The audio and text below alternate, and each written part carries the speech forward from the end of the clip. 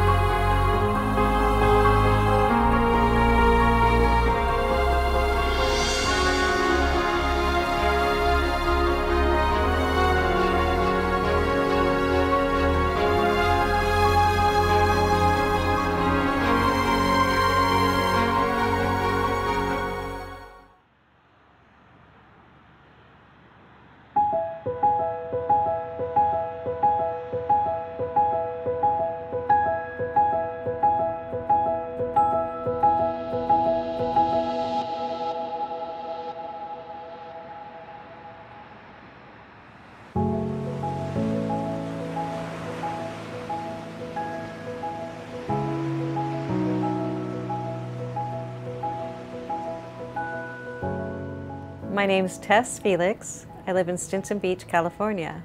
I create portraits out of ocean plastic that I collect from the Stinson Beach.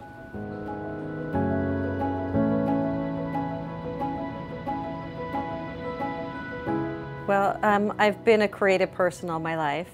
My father was a graphic artist, commercial artist, and my mother was a hairdresser in London. And so I've kind of married both my parents' professions into my life. In my household, every Christmas, every birthday, we were given art supplies, so it was a given that we were supposed to grow up to be artists.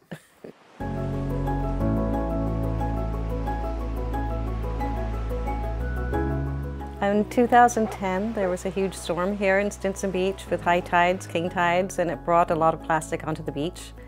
And before that, I had never noticed that there was ocean plastic, and it was the first time I realized that the ocean had so much plastic in it. And my beach, which was normally crystal clear and clean, was just covered in colorful plastic bits, and I thought that it looked like a mosaic. So I brought home some plastic and put it together into a little picture, and that was the beginning. Been doing that ever since. It's just found to be a really interesting new medium.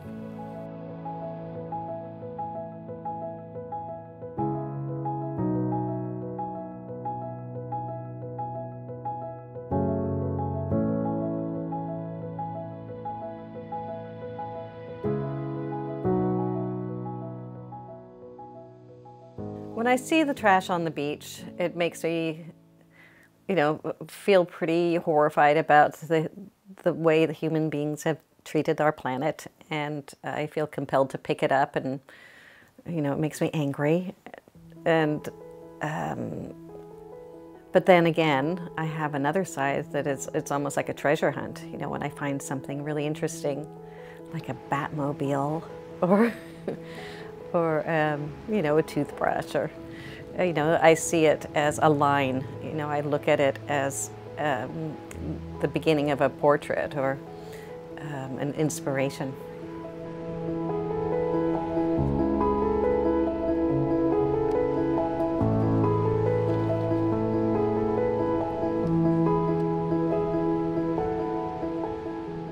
Well, I've been collecting for so long now that I have a huge stash. At the very beginning, when I first started collecting, I was just doing very small pieces. And, you know, as I've gotten more intricate and more fine-tuned, it takes a lot of plastic, but I have a lot of plastic to choose from. I'm constantly looking for things that are interesting, like shapes, colors, textures, toys, products, things that are recognizable, so that you know, people can identify with some of these items that, you know, are in our daily lives. But I have mostly shards, just bits and pieces of broken plastic that are the bulk of my collection.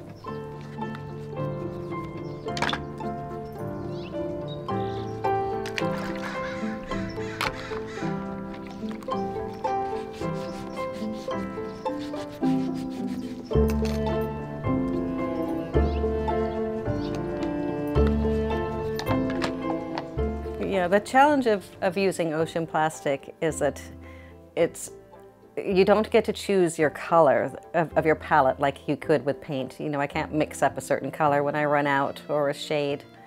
And also the size and the three-dimensional aspect to it. And sometimes, you know, I need to cut it to make things fit like a puzzle, but other times I use a whole object and, you know, getting things to connect and fit together to create a whole out of many, many little pieces.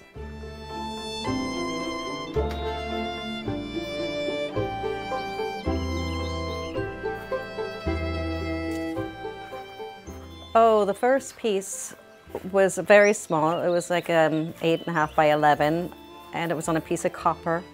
And I had this vision of if I glued the plastic down and hit it with a heat gun, that it would all melt together and be kind of an interesting pool of melted plastic. But instead it all curled up and looked horrible. So, so I took it down to the beach and left it in a little shack, and, you know, kind of gifted it back to the ocean in a way. And somebody picked it up the next day and took it home. So I made another one, and people responded really well to them, so I kept going.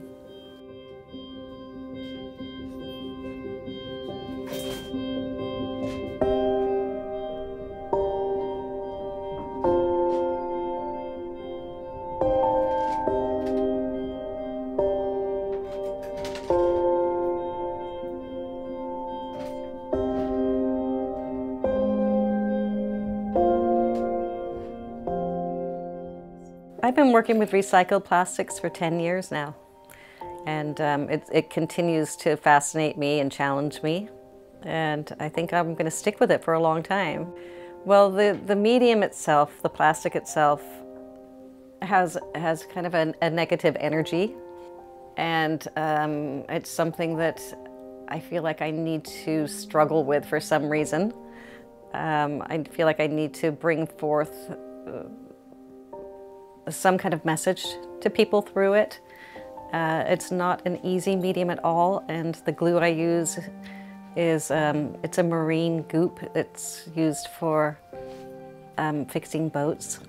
So it's a challenging in its makeup, and also in just the assembly itself is always a struggle, and they take a very long time. But I'm compelled to keep going.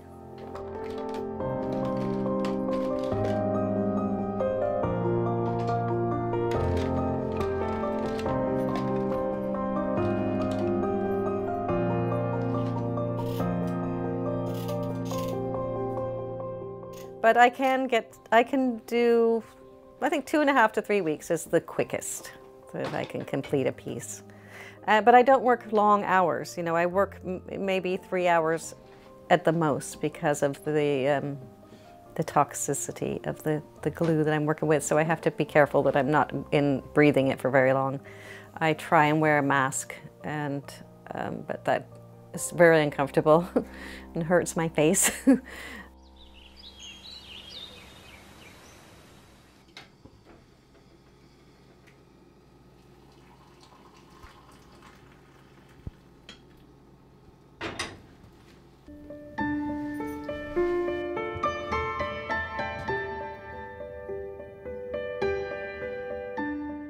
I chose to do portraits because I'm very fascinated by the human face, and by human beings in general.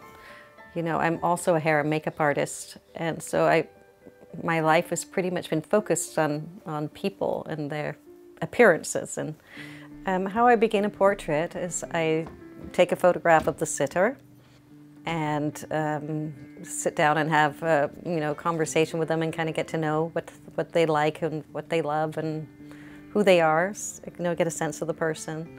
And then I take a series of photographs, and after that I take the photo and I kind of tweak it with, you know, in Photoshop, kind of make everything a little more light and shadow, and weirder colors, you know, to create a lot of depth.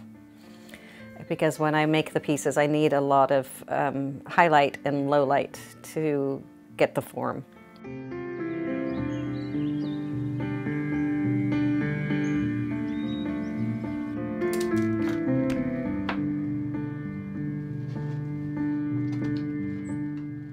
I'm putting down little tiny pieces of color and creating the shapes and forms of the eyes, nose, mouth. I usually start with the face because that's the hardest. Once I nail down the face, then I can be freer. And my favorite is doing the hair. I love doing hair. And hands and feet are very difficult. I like to do, yeah, I can be more freer in the clothing when I'm just working with colors and not working with, you know, identifying a certain feature.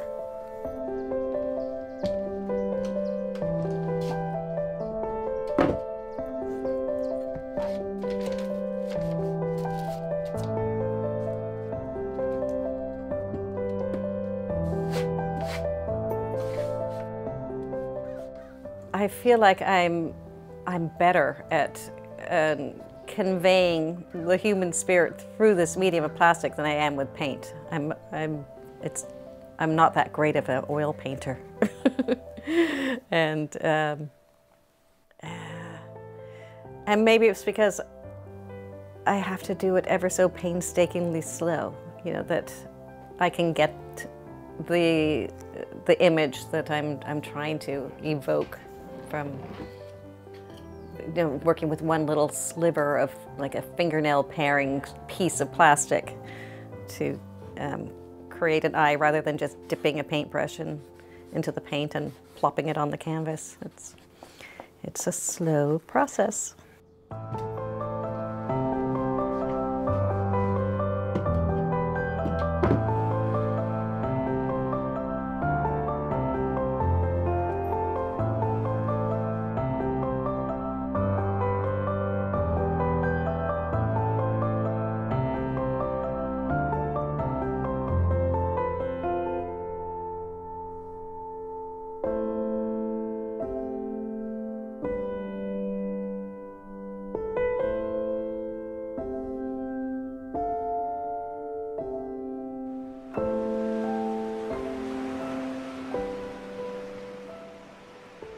When I see something on the beach which I know is causing harm to the ecosystem, I want to take it away and try and have at least one little piece not end up in the stomach of a bird or a fish or in, you know, a jellyfish or a dolphin or a whale or whatever.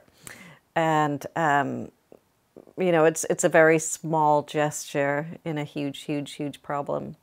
But it makes me feel better knowing that one little piece has been removed, and then, you know, to turn it into something beautiful, which I think my artwork is very beautiful.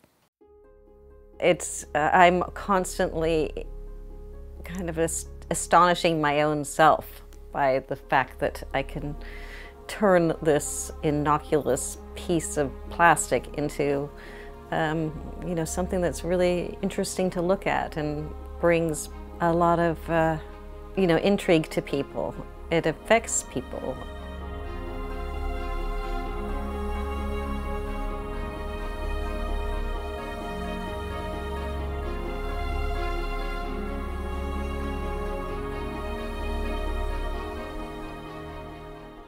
What I would like people to take away from my artwork is mostly a sense of beauty. I want people to look at them and see something about themselves in the portraits.